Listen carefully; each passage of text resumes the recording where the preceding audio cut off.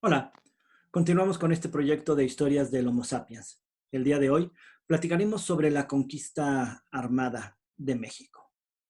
Aunque hablar de la conquista de México es uno de los temas históricos más complicados de analizar. De entrada, porque México no existía antes de su conquista. Lo que existía era una amalgama de pueblos que solo tras haber sido conquistados y unificados se transformarían en México. Segundo, porque esta conquista no se hubiera conseguido sin el apoyo de muchos pueblos indígenas.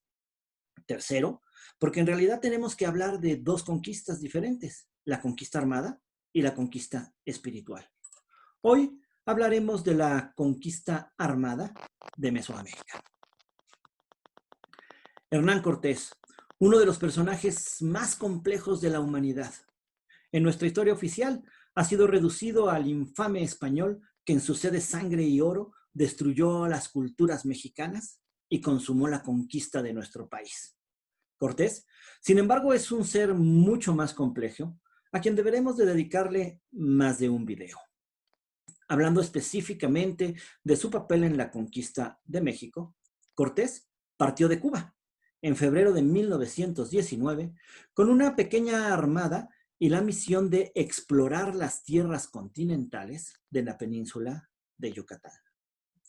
De los viajes anteriores al suyo, Cortés había tenido noticia de que algunos nativos hacían referencia a hombres de barbas como ellos, que vivían en el interior de la península. Así, supo que sin lugar a dudas se tenía que tratar de españoles náufragos de expediciones anteriores que podrían ser muy útiles para los verdaderos planes de Cortés. Hernán Cortés ha sido descrito en nuestra historia como el despiadado español sediento de oro que llegó a saquear a los pobres indígenas. Sin embargo, en realidad para Cortés mucho más importante que el oro era la tierra. Y precisamente eso era lo que buscaba al emprender la supuesta exploración. Tierras que conquistar para él y sus hombres, un buen lugar donde fincar y un título de gobernador que diera a él y a sus descendientes comodidad de por vida. Por eso, en cuanto llegó a Yucatán, lo primero que hizo fue mandar buscar a los españoles, que seguramente por su permanencia en estas tierras, le serían sumamente útiles para comprender la situación.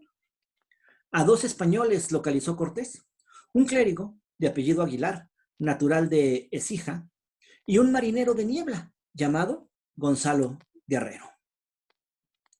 El primero no cupo en sí de gozo cuando recibió la noticia de su rescate, y tras pagar su liberación con cuentas de colores que enviara Cortés para ello, corrió en busca de su antiguo compañero. Pero Guerrero no compartió ni por mucho esa alegría. Durante sus 8 años de vida en Yucatán, se había convertido en un indio. Tenía perforaciones en las orejas, tatuajes en el rostro, esposa e hijos, y fungía ya como cacique entre los mayas. Gonzalo Guerrero nunca regresó con los españoles. 17 años después, fue encontrado muerto junto con los combatientes del cacique hondureño Colunga, mientras defendía su fortaleza del asedio de las tropas de Pedro de Alvarado. Aguilar, por su parte, se convirtió en el traductor de Cortés, gracias al cual pudo entablar conversaciones amistosas con los mayas de la península. El 15 de mayo de 1519, llegaron al campamento español una multitud de caciques con ofrendas, entre ellas 20 jóvenes esclavas, pues los mayas no podían comprender que tantos hombres no llevaran con ellos quienes los cuidaran y les molieran el maíz. Los españoles también recibieron gustosos el regalo. 5 días después, fueron bautizadas para cumplir con las instrucciones de su gobierno que prohibía a los expedicionarios mantener acceso ni coito carnal con ninguna mujer fuera de su ley.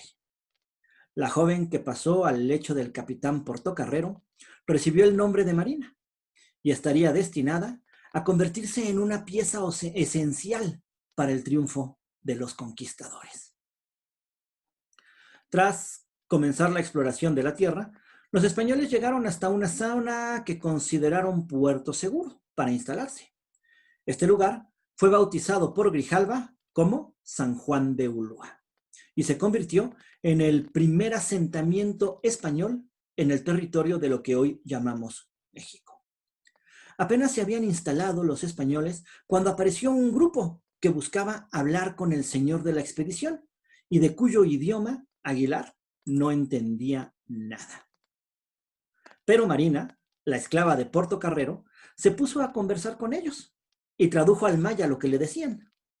Así, los españoles lograron comunicarse con este nuevo contingente por medio de la doble traducción entre Marina y Aguilar. Este fue el primer encuentro de Cortés con los representantes de Moctezuma y significó también la entrada de doña Marina, la Malinche, a la vida de Cortés. Marina rápidamente comprendió el poder de la lengua y el conquistador ya jamás podría volver a prescindir de ella, quien terminaría metiéndose en la vida íntima del capitán y transformándose en una pieza fundamental de nuestra historia. La Malinche sin los españoles no hubiese tenido lugar en la historia de México. Habría seguido siendo una esclava más entre las decenas de miles que existían en el mundo maya o azteca, y muy probablemente, más tarde o más temprano, ofrecida como sacrificio para los dioses.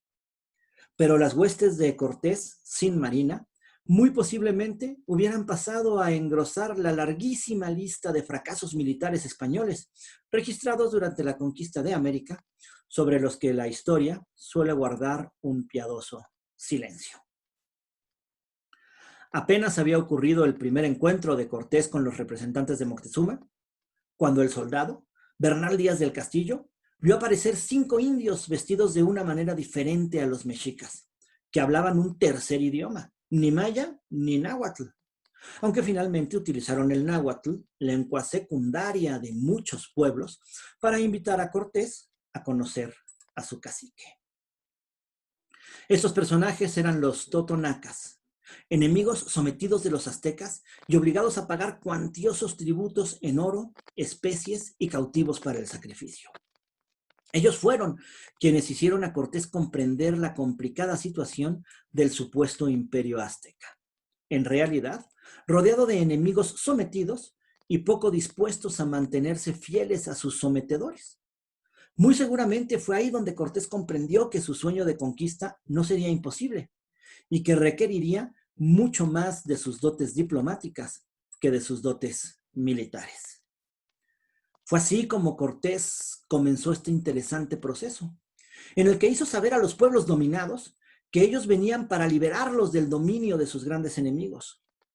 La historia oficial de nuestro país ha querido tildar de traidores a estos pueblos indígenas que se unieron al conquistador, pero olvida por completo que los aztecas eran a su vez conquistadores y que los pueblos conquistados esperaban ansiosos liberarse de sus opresores. La historia de la conquista no sería comprensible de otra manera. El ejército de Cortés jamás superó los 900 soldados, y sin la ayuda interna, hubiese sido imposible dominar a una supuesta nación indígena de más de 9 millones de habitantes. El 16 de agosto de 1519 se pone en marcha desde Zempoala el ejército conquistador, con 400 soldados españoles y 1,500 totonacas, además de numerosos tamemes encargados de llevar las cargas a sus espaldas. El siguiente objetivo, Tlaxcala. Aunque este pueblo no fue tan dócil como los totonacas y en un primer momento presentó batalla, cuando vio que las tropas españoles resistían y tras mantener un diálogo con españoles y totonacas, decidieron también unirse contra los aztecas, que eran, en definitiva, el enemigo común. Aún así, Cortés sabía que no podía ingresar a Tenochtitlán como enemigo. ¿Qué posibilidades tendrían 400 españoles apoyados por 4,000 indígenas contra una de las ciudades mejor defendidas del mundo? Por lo que supo jugar un interesante juego de doble diplomacia y, sacando ventaja de los temores de Moctezuma, agravados a esas alturas por los rumores de la invencibilidad de los españoles, estos lograron entrar a Tenochtitlán sin necesidad de mantener más batallas. Por la calzada de Iztapalapa llegan hasta el centro de la isla, donde 1,000,000 de principales del gobierno salen a recibirlos con regalos y reverencias. Así Moctezuma quedará preso de sus propias concepciones sobre la realidad que lo circunda. aterrorizado de tener a los teules en su ciudad. Los hospedará en el palacio de Axayácatl, donde permanecerá con ellos. Se ha persuadido de que los extranjeros son los descendientes de Quetzalcóatl. Entendamos que para los aztecas, esta llegada de estos personajes era tan extraña como lo sería para nosotros presenciar el aterrizaje de naves extraterrestres. El mayor enemigo de Cortés no fueron los pueblos indígenas por conquistar. El mayor enemigo de Cortés en realidad fue otro español, Pánfilo de Narváez, quien venía enviado por el gobernador de Cuba, que pretendía reclamar como propias las conquistas de Cortés, pues, bajo sus órdenes, este había iniciado la expedición. Esta distracción, que obligó a Cortés a salir de Tenochtitlán, dejando a cargo a Pedro de Alvarado, personaje cuya inteligencia distaba muchísimo de la del capitán, será lo que permitió, primero, una matanza contra los indígenas que intentaban celebrar sus fiestas religiosas, y luego la terrible derrota contra Cortés y su ejército, que resultó diezmado mientras intentaban huir de la furia desatada en Tenochtitlán. Pero ni la noche triste ni la violenta derrota terminaron con las intenciones de Cortés, cuya fama para ese momento había convocado a más españoles a buscarle para unirse a sus expediciones de conquista. Gracias a los tlaxcaltecas y a la llegada de nuevos barcos, los españoles tendrán su segunda oportunidad. Con nuevos caballos, artillería y hombres, podrán rearmar un ejército capaz de enfrentarse a la gran Tenochtitlán. Gracias al apoyo incondicional de 15,000 guerreros tlaxcaltecas que reforzaban el pequeño grupo de 1,000 soldados españoles. El 28 de abril de 1521, Cortés, con sus 1,000 soldados españoles y sus 15,000 tlaxcaltecas, reforzado además con 8,000 tamemes que transportaron madera para la construcción de 13 bergantines, organizó hábilmente un ataque a la isla de Tenochtitlán por agua. Aún así, el sitio de la ciudad durará 3 meses, en los que decenas de miles de mexicas y tlaxcaltecas, así como un puñado de españoles, perecieron. Cuauhtémoc, el último emperador azteca, es derrotado finalmente a comienzos de agosto de 1521. Sin el apoyo de los indios, la conquista de Tenochtitlán jamás hubiera sido posible. Cortés solo pudo ganar gracias a otros indígenas, gracias a los odios internos que existían entre los diversos pueblos que conformaban lo que hoy conocemos como México, que en realidad solo a partir de la conquista comienza a existir. Se necesitaron poco más de 3 siglos para que se forjara una nueva identidad y una nueva nación, y para que poco a poco, entre los descendientes de indígenas y españoles, fuera naciendo la idea de constituir una nueva nación independiente. Si te gustó el episodio de hoy, por favor, no olvides darle like, compártelo y suscríbete a nuestro canal. Gracias, nos vemos hasta la próxima.